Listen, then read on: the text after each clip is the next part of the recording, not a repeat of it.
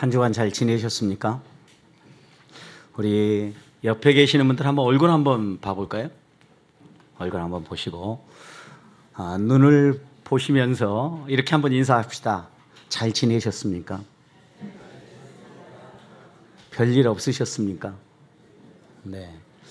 한 주간 하나님의 은혜 안에서 평안하게 삶을 산다라는 것, 하나님이 우리에게 주시는 놀라운 은혜이며 복입니다.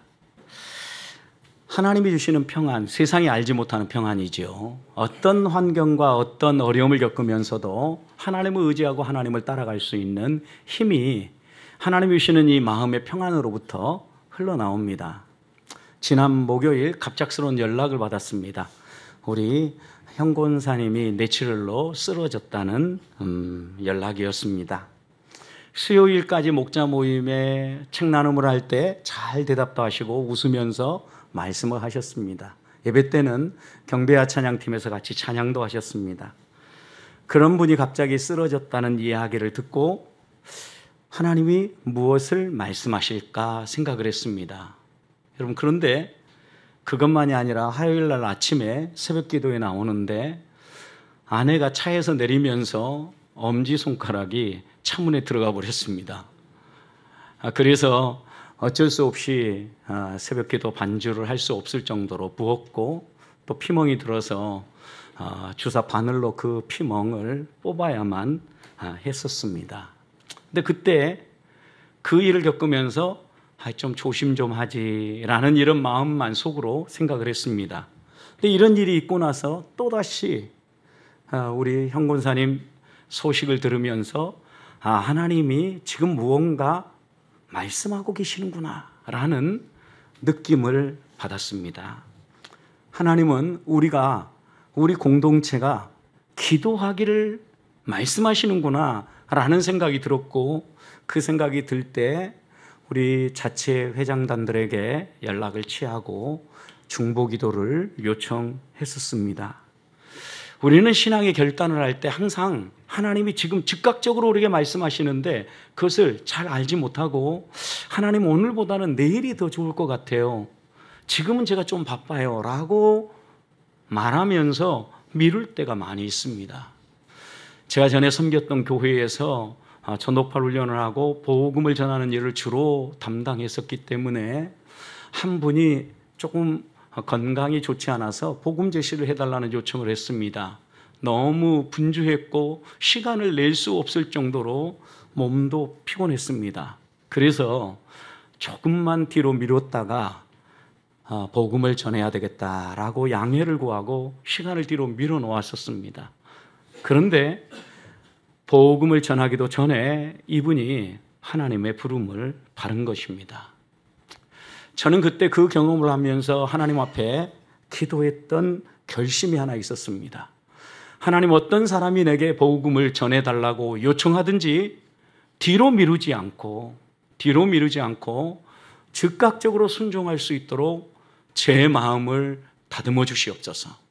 그리고 하나님이 말씀하시면 언제든지 순종하며 살게 해 주십시오 라고 다짐했던 결심이 또다시 떠올랐습니다.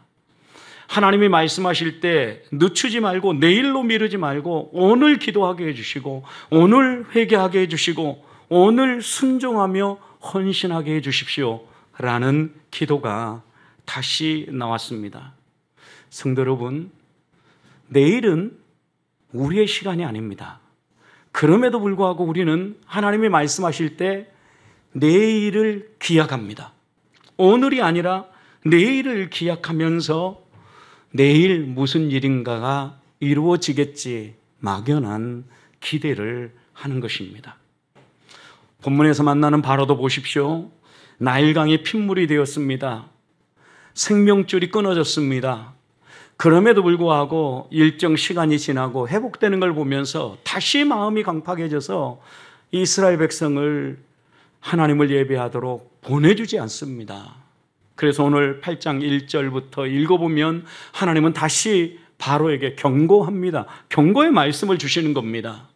바로야, 내 백성 이스라엘을 빨리 내보내라. 만약 너가 내보내지 않는다고 하면 애굽 온 땅에 개구리 떼가 가득 덮이게 만들 거다라고 하나님은 분명히 말씀하셨습니다. 그냥 많은 정도가 아닙니다. 3절을 보십시오. 어느 정도 많았습니까? 나일강에서 무수히 생기고 그것이 올라와서 내 궁, 내 침실, 내 침상, 내 신하의 집, 내 백성, 내 화덕, 내 떡반죽 그릇에 들어갈 것이다 라고 얘기했습니다. 여러분, 개구리떼가 없는 곳이 없도록 가득 개구리떼로 채우겠다라는 겁니다. 여러분, 이렇게 하나님이 말씀하시면 그때 경고의 말씀을 듣고 무릎 꿇어야죠. 바로는 이 경고의 말씀을 주심에도 불구하고 회개하지 않습니다. 고통을 겪고 난 다음에야 그제서야 모세에게 이 개구리떼를 떠나게 해달라고 요청하죠. 언제 떠나게 했으면 좋겠습니까? 라고 모세가 물을 때 역시 어리석게 또다시 대답합니다. 오늘이 아니라, 지금 당장이 아니라 내일 떠나게 해달라고 답을 합니다. 여러분, 왜 바로가 이런 반응을 보이겠습니까? 그에게는 인간적인 기대와 또 무언가 바라는 것이 있었음이 분명합니다. 하나님은 우리가 이렇게 이 세상을 살아갈 때 하나님이 어떤 분인가를 바로 이해하고 하나님을 붙잡고 살기 원해요. 그래서 우리도 이 세상에 살아갈 때 항상 영적인 싸움을 하는데, 이 영적인 싸움은 우리 눈에 보이는 혈과 육에 대한 것이 아닙니다. 바울은 에베소서 6장 12절에서 이렇게 우리에게 선포합니다. 우리의 씨름은 혈과 육을 상대하는 것이 아니다. 여러분, 우리의 혈과 육을 상대하는 것이 아니라는 의미가 무엇입니까? 우리의 일상의 삶 가운데 우리 눈에 보이는 것, 이것들과의 싸움이 아니라는 거죠. 통치자들과 권세들과 이 어둠의 세상 주관자들과 하늘에 있는 악의 영들을 상대함이라. 여러분, 우리가 누구를 상대하고 지금 누구와 싸우고 있는가를 잊지 말라는 거예요. 눈에 보이지 않는 세력들입니다.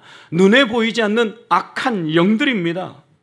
그럼에도 불구하고, 하나님의 경고에도 불구하고 내 마음대로 살고 보이지 않는다고 해서 보이는 대로 살면 어떤 결과가 주어집니까? 내가 살아가는 모든 자리에 개구리떼가 올라와서 정말 우리의 삶이 피곤해지는 거죠. 불편해지는 겁니다. 하나님의 행하시는 손길을 보면서도 혹시라도 자연적으로 이 문제가 풀어지지는 않을까라고 기대하는 것은 어리석은 생각입니다. 하나님 앞에서 완전히 항복하지 아니하고 오늘 본문에서 만나는 바로도 보십시오. 15절 보면 그가 숨 쉴 틈이 생기니까 다시 돌아갑니다. 여러분, 이 태도는 바른 신앙인의 자세가 아닙니다. 어려울 때만 반짝 하나님을 의지하고 내 필요를 따라서 섬기는 모습이지요. 진정한 의미에서 믿음이라고 말할 수 없습니다. 그렇다면 우리는 한 주간을 살아가고 우리의 남은 생을 살아가는 동안, 그리고 또 인생의 중요한 선택과 갈림길이 놓일 때마다 어떤 선택을 해야 합니까? 하나님은 어떤 선택을 하라고 오늘 본문을 통해 우리에게 교훈하십니까?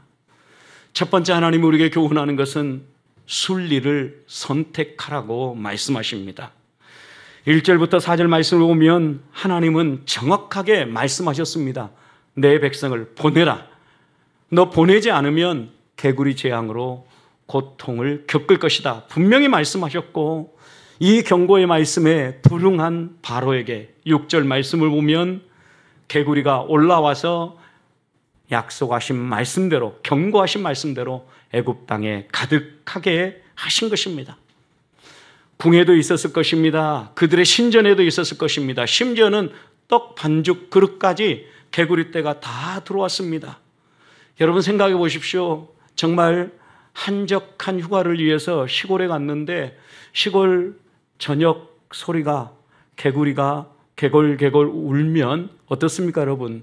시골의 정취를 느끼기도 하고 마음도 평안하다고 이야기할 겁니다. 그런데 조금 예민한 사람은 그 개구리 소리 때문에 잠을 못 잡니다. 여러분, 그런데 지금 그 정도의 개구리가 아닙니다. 지금 개구리떼가 얼마만큼 올라왔어요? 무수히 올라왔습니다. 우리의 삶의 모든 자리에, 침상까지도 내가 머무는 그 자리라면 그 어디든 다 올라왔습니다. 그리고 이 개구리들이 어떻게 하고 있을까요? 가만히 있으면 괜찮지요. 여러분, 근데 이 개구리가 개걸개걸하고 있다고 생각해 보십시오. 정신이 나갔을 겁니다. 얼마나 불편했을지 상상이 가지 않습니까? 여러분, 그런데 발을 옮기려고 생각해 보십시오. 온통 바닥에 개구리가 채워져 있으니까 발 디딜 틈이 없었어요. 발을 내디드는데 무언가 물컹 밟히더니 툭 하고 터졌어요. 여러분, 냄새가 나고 얼마나 불편했겠습니까? 그들은 이제까지, 애굽 사람들은 이제까지 개구리가 그들을 도와준다라고 생각했어요. 왜냐하면 이 머리가 개구리 모양을 하고 있는 신을 그들은 섬기고 있었기 때문입니다. 헥트라는 신인데 이 신은 나일강의 수호신이라고 하는 쿠눔의 아내였습니다. 이 신은 인간을 진흙으로 빚었다라고 알려진 신이었고 다산의 신이었기 때문에 산모가 출산을 할 때 그 출산을 잘할 수 있도록 돕는 신이라고 생각했습니다. 여러분, 그러니까 이 애굽 사람들은요, 개구리가 그들에게 유익함을 가져다 준다라고 생각했고, 적어도 대가 끊어지지 않기 위해서는 이 헥트라는 개구리 머리를 한 신이 도와주어야만 된다라고 생각했던 겁니다. 그런데 지금 어떤 일이 벌어지고 있습니까? 그 개구리 떼 때문에 생활을 할 수 없는 상황에 놓인 겁니다. 불편함이 극도에 도달한 겁니다. 하나님은 이 개구리 신을 통하여서, 이 개구리 신을 심판하는 이 개구리 재앙을 통하여서 바로를 깨우치고 있는 겁니다. 생각해 보십시오. 바로가 전에 어떤 행동을 했습니까? 이스라엘 백성이 번성하고 세력이 확장되는 것을 막기 위해서 산파들, 산모를 돕는 산파들을 통해 가지고 남자아이면 다 죽이라고 했습니다. 이것이 잘 안 되니까 그 다음에는 남자아이가 태어난 걸 보기만 하면 무조건 나일강에 던지라 그랬죠. 그럼 이렇게 극악무도한 바로 왕입니다. 이런 바로의 행동에 대해서 하나님은 이 헥트라는 개구리 신을 통하여서 다시 한번 그의 행동을 돌아보고 너가 얼마나 악한 놈인지, 너가 얼마나 악하게 살았는지 너의 행동을 돌아보고 고쳐라 라고 하나님은 이 개구리 재앙을 통하여 바로를 다시 한번 하나님 앞에 세우고 있는 겁니다. 여러분, 바로도 사람인지라 궁지에 몰리니까 하나님을 바라봅니다. 8절을 보십시오. 바로가 모세와 아론을 불러 이르되 여호와께 구하여 나와 내 백성에게서 개구리를 떠나게 하라 라고 얘기합니다.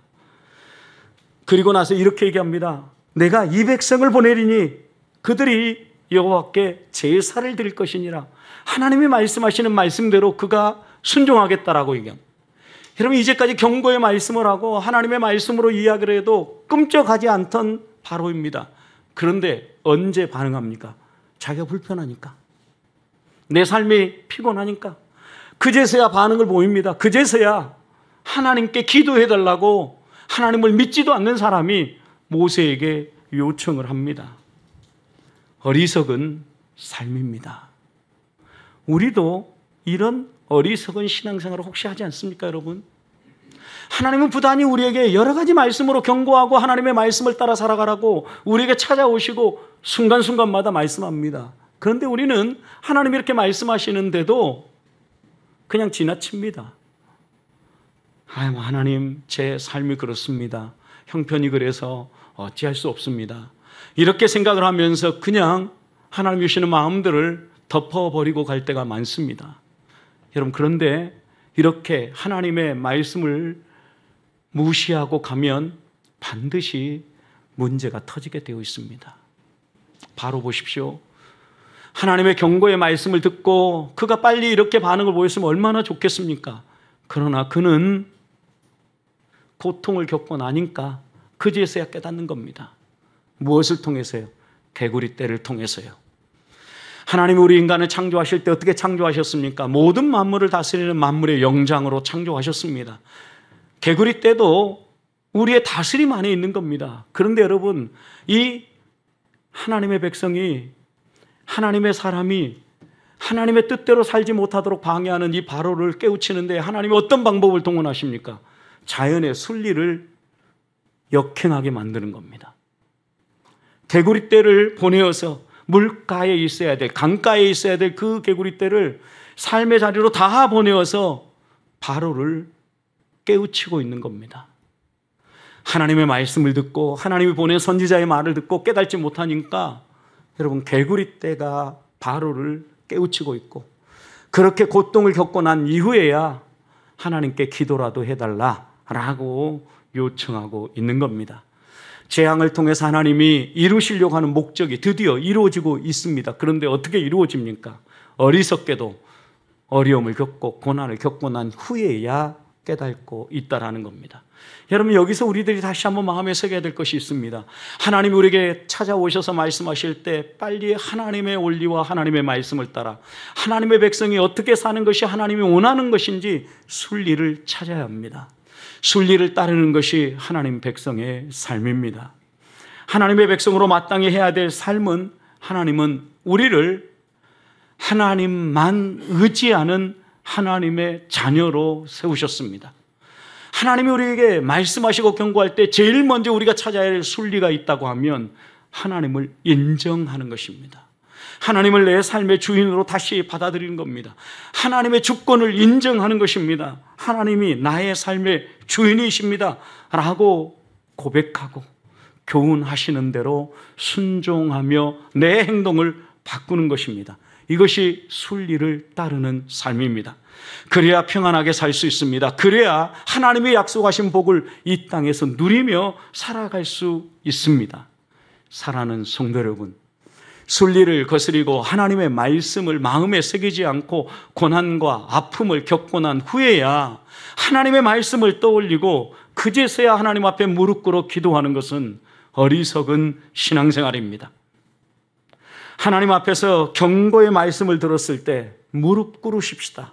그리고 삶의 방향 전환을 하십시다. 하나님의 말씀을 따라 순리가 무엇인지 다시 한 번 더 생각하고 하나님이 부여하신 순리와 질서를 회복함으로 우리의 삶에 하나님의 선하신 손길, 하나님이 약속하신 복을 누리는 삶이 회복되시기를 주님의 이름으로 축복합니다. 두 번째, 우리는 하나님 앞에서 행복한 삶을 살려고 하면 내일이 아니라 오늘을 선택해야 합니다. 모세는 기도 요청을 하는 바로에게 그러면 이 개구리떼를 언제 떠나게 해줄 것인가 묻습니다. 그때 바로는 내일 떠나게 해달라고 응답을 합니다. 여러분 생각해 보십시오. 지금 개구리 때문에 얼마나 불편함을 겪었고 고통을 겪었습니까? 그래서 그가 믿지도 않는 이스라엘 백성의 신 여호와께 기도해달라고 요청했습니다. 기도하러 나아가면서 언제 이 개구리떼를 떠나게 해줄 것인가 시한을 정하라, 기한을 정하라고 하니까 내일을 선택합니다. 여러분 같으면 언제 선택하겠습니까? 여러분 삶에 여러 가지 고통과 아픔이 있는데 하나님 앞에 간절히 기도하니까 하나님이 언제 내가 네 기도 들어주면 좋겠냐라고 물으면 여러분 뭐라고 대답하겠습니까? 두말할 것 없죠? 지금 당장요 하나님, 지금 통증을 완화시켜 주시고 지금 회복시켜 주시고 지금 은혜를 내려 주시옵소서, 이렇게 답하지 않겠어요? 여러분, 그러나 바로는 뭔가 다른 꿍꿍이가 있는 거예요. 누가 생각해도 바로 오늘이라고 대답해야 될 텐데 내일이라고 대답해요. 하루 정도는 참을 수 있다라고 생각했을지 모릅니다. 버틸 만큼 버텨보자라는 마음일 수도 있습니다. 교만한 생각입니다. 여러분 또 생각해 보십시오. 개구리가 강가나 물 근처에 살지 아니하고 육지에 올라오니까, 습기도 없는 육지에 올라오고 인간이 사는 삶의 자리로 올라오니까 이것은 뭔가 이상한 일이야, 자연 이변이나 일어나야 일어나는 일이야, 이놈들도 때가 되면 돌아갈 수도 있겠지, 하루 정도 더 기다려보자, 돌아가는가 보자, 이런 생각을 했을지 모릅니다. 여러분, 그러나 이런 판단 자체가 어리석은 겁니다. 왜요? 이 일이 어디에서 시작했습니까? 하나님이 경고하지 않았습니까? 너 내 말 안 들으면 이런 일 일어날 거야, 분명히 말씀하셨어요. 그럼에도 불구하고 일말의 인간적인 기대를 갖는 것은 어리석은 삶입니다. 갈멜산에서 바알 선지자 아세라를 섬기는 선지자들과 850대 1로 싸웠던 엘리야를 보십시오, 여러분. 하나님과 바알신 사이에서 양다리를 걸치며 애매한 행동을 하는 이스라엘 백성을 향하여서 엘리야가 요구하는 하나님의 뜻이 무엇입니까? 양다리 걸치지 말라는 거예요. 여호와가 하나님이라고 믿으면 여호와를 선택하고, 바알이 하나님이라고 믿으면 바알을 선택해라. 언제까지 양다리 걸치면서 이곳 기웃거리고 저곳 기웃거릴래? 선택해라. 분명하게 엘리야는 선포했습니다. 그런데 이스라엘 백성 어떤 반응을 보입니까?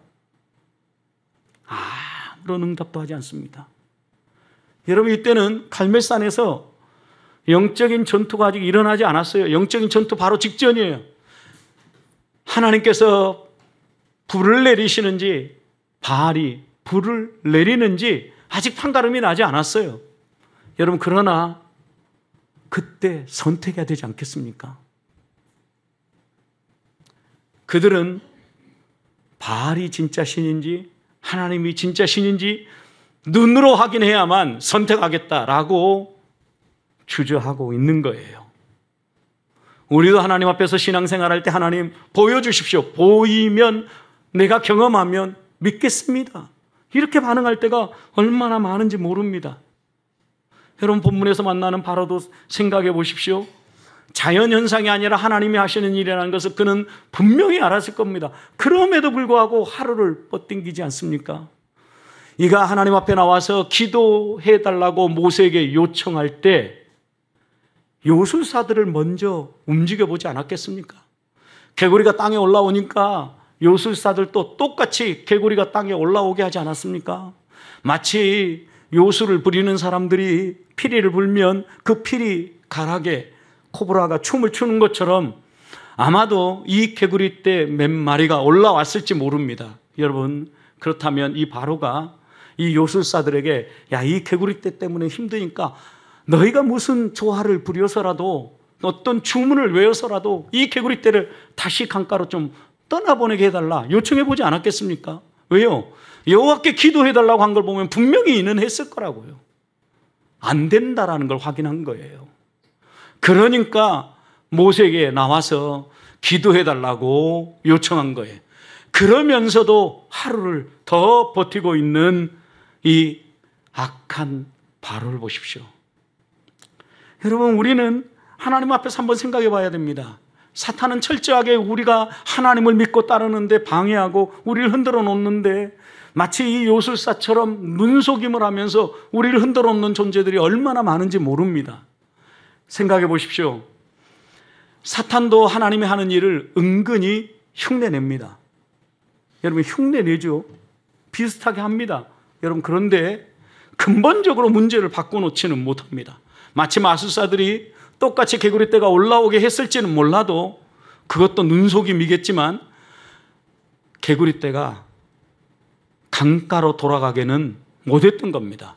하나님이 하시는 일을 사람이 어떻게 바꿀 수 없다는 이야기입니다. 여러분, 우리 주변에도 이렇게 우리를 은근히 유혹하고 우리를 흔들어 놓는 존재들이 있습니다. 유사 복음을 전하는 이단들입니다. 여러분, 제가 전에 교회에서 전도파 훈련을 할 때 은근히 이 이단들이요, 건강한 교회들의 전도법을 배우기 위해서 팀을 짜가지고 들어옵니다. 그리고 건강한 훈련자들을 꼬드겨서 이단으로 끌고 가려고 들어옵니다. 악한 사람들입니다.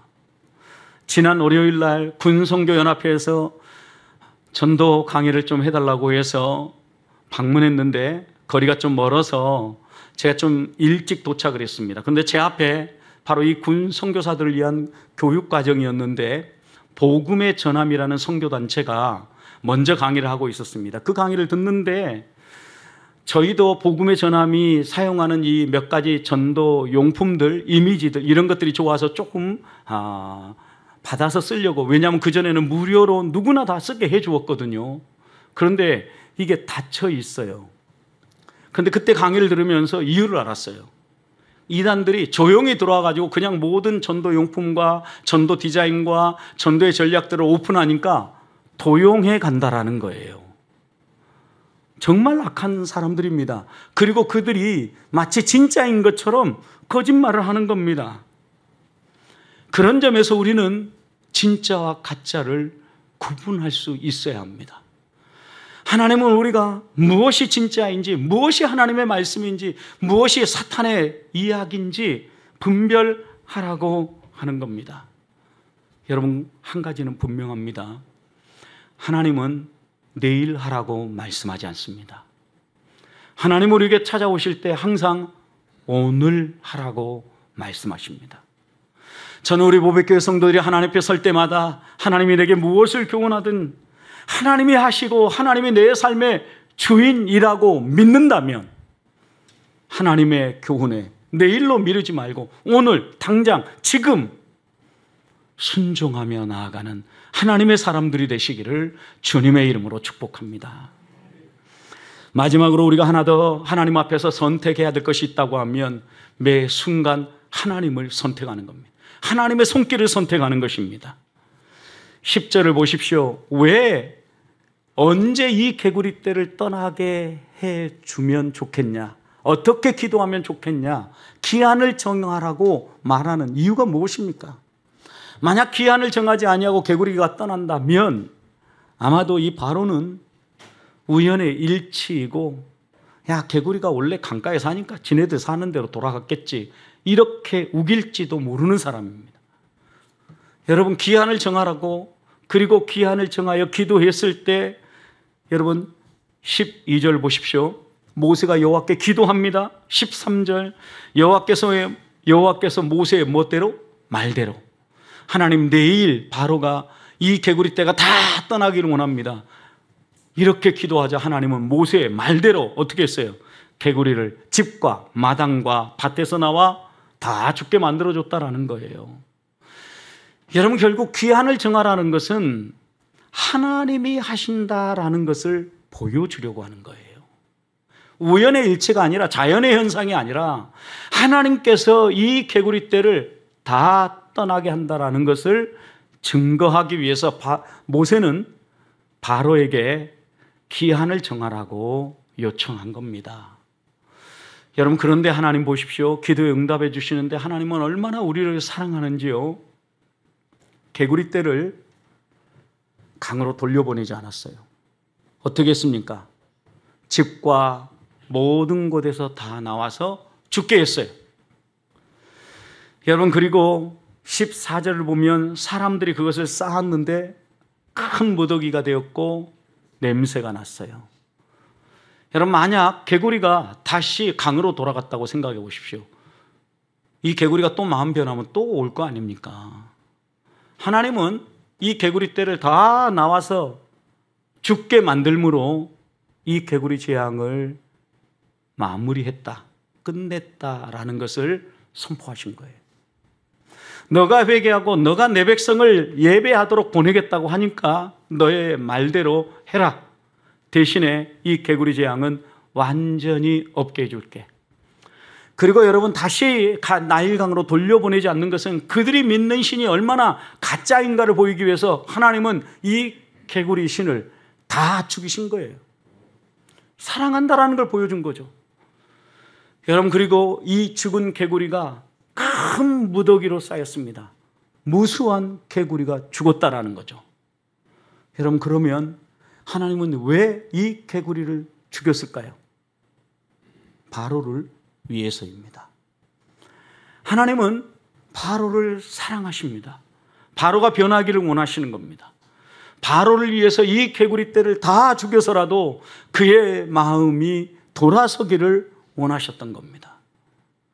예수님께서도 거라사인 지방에 군대 귀신 들린 한 미친 사람을 치유한 사건이 있습니다. 예수님이 다가서자마자 그 속에 들어가 있는 귀신은 깜짝 놀랐습니다. 자신을 내쫓으려고 다가온다는 사실을 이미 알았습니다. 그러면서 이 귀신이 요구하죠. 나를 저 돼지떼에게 들어가게 해 주십시오. 여러분, 예수님이 허락하지 않고 그냥 이 사단을 멸할 수도 있습니다. 그런데 우리 주님께서는 이 돼지떼 속으로 들어가게 만듭니다. 그 돼지떼가 2,000마리였습니다. 여러분, 거라사 광인, 사람들이 거들떠보지도 않습니다. 무덤 사이에서 생활했습니다. 저런 사람 없었으면 더 좋겠다고 생각했을지도 모릅니다. 그런데 하나님은 그 한 사람을 사랑하셨습니다. 그를 위해서 돼지떼 2,000마리를 몰살시켰습니다. 요즘 돼지 한 마리 시가가 얼마인지 찾아봤습니다. 90kg 한 마리, 잘 키운 돼지 한 마리 100만 원 정도 합니다. 여러분, 2,000마리 얼마? 20억입니다. 지금 미쳐가지고 인간 이하의 삶을 살고 있는 사람을 살려내기 위해서 하나님은 기꺼이 20억을 내버리신 거예요. 경제의 논리로 생각하면 저 사람이 미쳤다고 이야기할지 모릅니다, 여러분. 저 한 사람이 무슨 가치가 있다고 그 20억이나 되는 돼지떼를 몰살시키느냐라고 이야기할 수 있습니다. 그러나 하나님은 이 우주 만물 천하보다도 한 영혼을 더 귀히 보신다 말씀하셨습니다. 하나님이 우리를 사랑하신다라는 증거입니다. 사랑하는 성도 여러분, 하나님은 우리를 사랑하십니다. 문제가 발생했을 때에도 하나님은 여전히 사랑하십니다.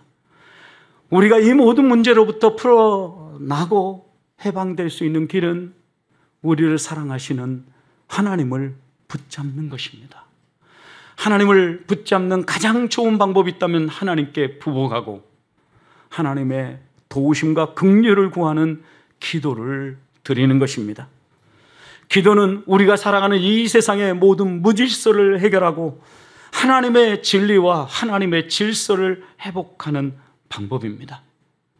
하나님의 은혜를 구하고 우리의 삶에 얽힌 실타래를 깨끗하게 풀어내듯 하나님께 무릎 꿇는 성도들이 되기를 소망합니다.